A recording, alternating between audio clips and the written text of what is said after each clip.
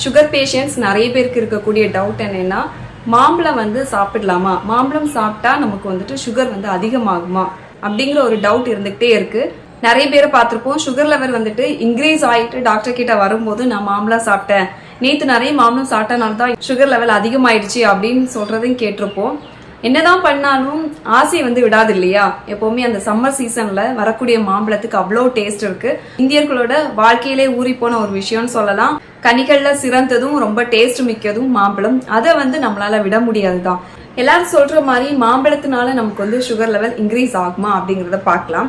ரீசெண்டா ஒரு ஆய்வுல என்ன சொல்லியிருக்காங்க அப்படின்னா, கார்போஹைட்ரேட்ஸ் இருக்கக்கூடிய உணவை சாப்பிடுறது, அதாவது ரொட்டி முதலியான உணவுகளை எடுத்துக்கிறத விட மாம்பழம் சாப்பிடும் போது எந்த ஒரு ப்ராப்ளமும் வரல. அதாவது சுகர் லெவல் ரொம்ப அதிகமா இன்க்ரீஸ் ஆகல.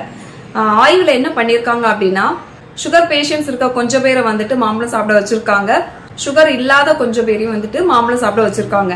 ஸோ சாப்பிட்டு முடிச்சதுக்கு அப்புறமா டெஸ்ட் எடுத்ததுல ரொம்ப பெரிய வித்தியாசமோ ரொம்ப பெரிய மாற்றங்களோ இல்லை.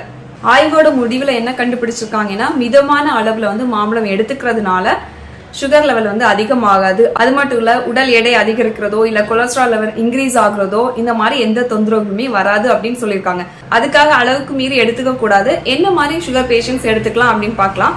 டயபெட்டிஸ்னாலே டைப் 1 டைப் 2 இருக்கு. டைப் 1 டயபெட்டிஸ்ங்கிறது கணையத்தினால இன்சுலின் சுரக்க முடியாம இருக்கிறதோ இல்ல கணையத்தினால அதிகப்படியான இன்சுலின் சுரக்க முடியாம இருக்கிறதுனால வரக்கூடியது டைப் 1 டயபெட்டிஸ். டைப் 2 டயபெட்டிஸ்னா கணையத்தினால இன்சுலின் சுரக்க முடியும், ஆனா அதை ஒழுங்கான முறையில நம்ம உடல் யூஸ் பண்ணாம இருக்கிறது. டைப் 2 டயபெட்டிஸ் இருக்க பேஷண்ட்ஸ் தாராளமா மாம்பழம் எடுத்துக்கலாம். ஒரு நாளைக்கு ஒரு வேளை எடுத்துக்கலாம். ஒரு பாதி மாம்பழம் எடுத்துக்கலாம், இல்லாட்டி ஒரு சின்னதான முழு மாம்பழம் எடுத்துக்கலாம். எதுக்கு பதிலாக நம்ம எடுத்துக்கலாம்னா, கார்போஹைட்ரேட்ஸ் உணவுக்கு பதிலாக நம்ம எடுத்துக்கலாம். புரதச்சத்து இல்ல நார்ச்சத்து உணவுகளுக்கு நடுவுல நம்ம மாம்பழம் எடுக்கிறது ரொம்பவே நல்லது. தனிப்பட்ட முறையில நம்ம மாம்பழம் எடுத்துக்கணும். ஏதாவது ஸ்வீட்னஸ்க்காக சர்க்கரை சேர்த்தோ இல்ல வேற ஏதாவது, இப்போ ஜூஸ் மாதிரி நிறைய பேர் எடுத்துப்பாங்க, மில்க் ஷேக் மாதிரி எடுத்துப்பாங்க, அந்த மாதிரி இல்லாம மாம்பழம்னா மாம்பழம் மட்டும் எடுத்துக்கிற மாதிரி பாத்துக்கணும். ஸோ இந்த மாம்பழம் சாப்பிட்றது நிறைய பேருக்கு சந்தோஷம் அளிக்கக்கூடியது. ஏன்னா நிறைய சுகர் பேஷண்ட்ஸ் நினைக்கிறது நம்மளால மாம்பழம் சாப்பிட முடியாது, ஏன்னா சுகர் இருக்கு. எங்க போனீங்கன்னாலும் பார்க்கலாம், ஐயோ எனக்கு சுகர் இருக்கு அதனால மாம்பழம் வேண்டாம் அப்படிங்கிற ஒரு தப்பான கருத்து இருந்துட்டே இருந்துச்சு. அதை ரீசனா நடத்தின அந்த ஆய்வுல தெளிவா சொல்லிட்டாங்க. அதனால பயப்படாம டாக்டரோட கண்காணிப்புல நீங்க தாராளமா எடுத்துக்கலாம்.